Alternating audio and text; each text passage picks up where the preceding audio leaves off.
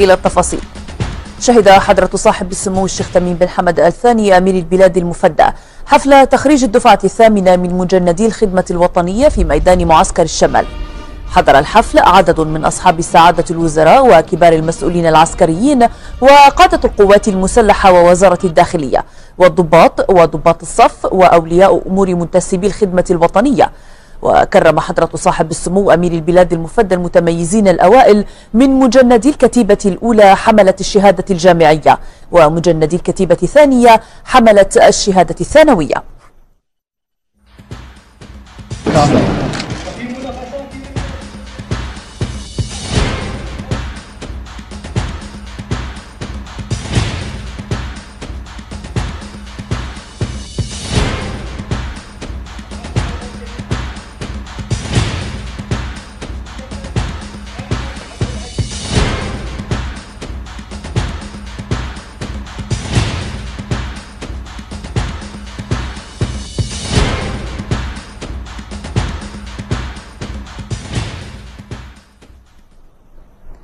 هذا وقد ألقى العميد الركن سعيد بن حمد النعيمي رئيس هيئة الخدمة الوطنية كلمة أكد فيها أن ما نشهده اليوم هو ثمرة من ثمار دعم سمو الأمير المفدى المتواصل لمشاريع الخدمة الوطنية خاصة ولمشاريع القوات المسلحة كافة.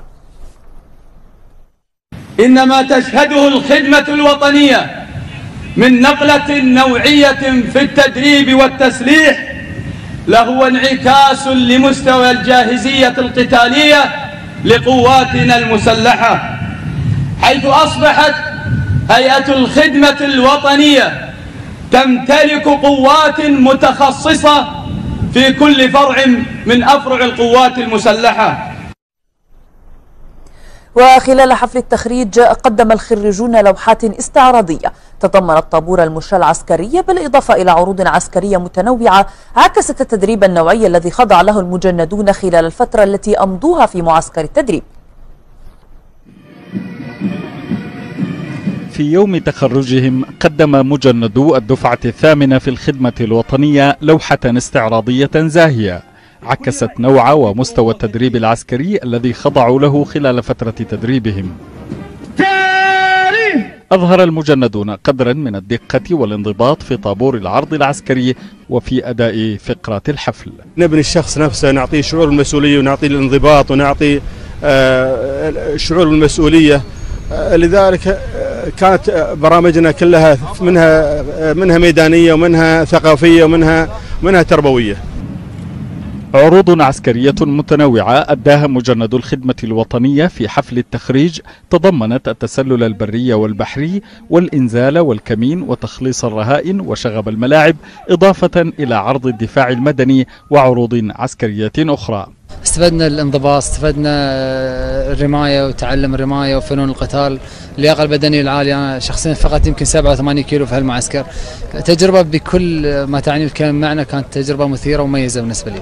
أولا بفضل الله، ثم فضل المدربين اللي دربوني في الخدمة الوطنية، وفضل مجهودي قدرت اني احصل على مرتبة الأولى في المشاهدة العسكرية. يعني فيها انك تنضبط، تحس انه قبل كنت صعب انك تقوم الفجر وتتمرن، بس فوق سن ال30 كنا مستصعبينها، بس الحمد لله مرت على خير.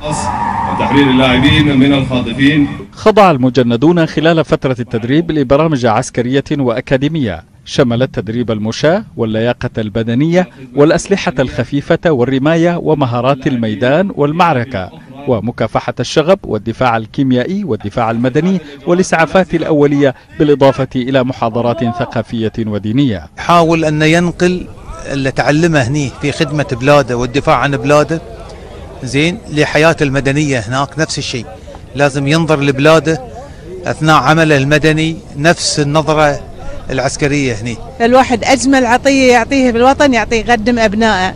لما الوحدة الأم تقدم أبنائها هذه أعز ما تملك. فما أنا بالنسبة لي ما بملك ولا أي أم أعز وأغلى من ولدي. عدد المجندين في الدفعة الثامنة بلغ 650 مجندا من حملة الشهادات الجامعية والثانوية، أمضوا نحو 3 أشهر من التأهيل والتدريب أكسبتهم روح الجندية وانضباطها.